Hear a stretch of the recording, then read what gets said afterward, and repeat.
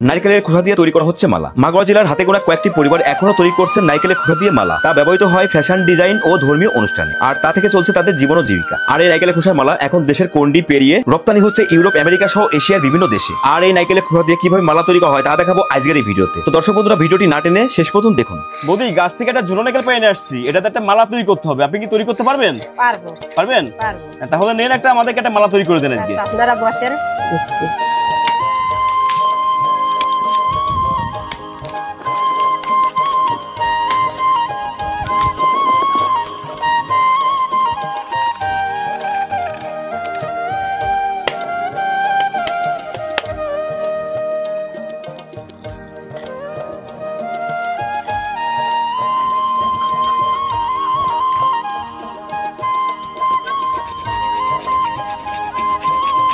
মালা কাটবেন না?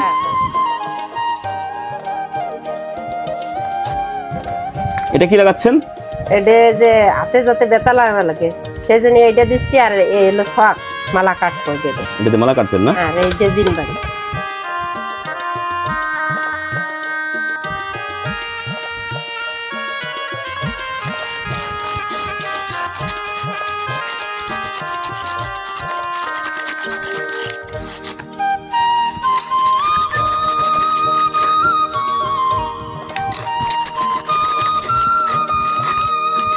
নারকেলের মালাগুলো কাটতে একটু পরিশ্রম বেশি, বেশি কষ্ট।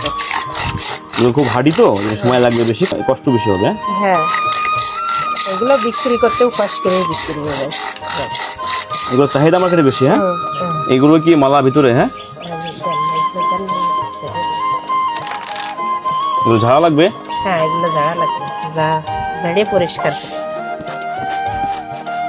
এই খোলাগুলো আর একটু পাতলা হলে পরে এইগুলো হবে, আর একটু যেগুলো মোটা হবে সেগুলো এইটা হবে। কোনটার দাম বেশি বাজারে? মোটাগুলো এটা 80 টাকা পাইকারি চলবে। আচ্ছা আচ্ছা, হ্যাঁ হ্যাঁ। আর এইগুলো এইরকম হলে পরে মালা চলবে 50 টাকা পিস। 50 করে পিস। ঠিক আছে, একটা বানান দেখি আমরা।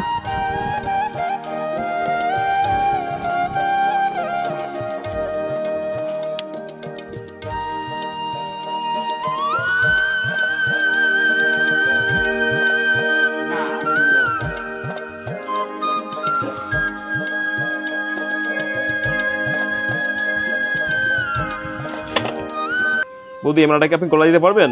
হ্যাঁ। আচ্ছা, দেন গলায় পড়েন তো, কেমন দেখা যায় আপনার দেখি। আপনি নিজে তৈরি করছেন, আপনি নিজেই পড়েন, দেখা যাক কেমন দেখা যায়। ওয়াও, খুব সুন্দর দেখা যাচ্ছে আপনাকে।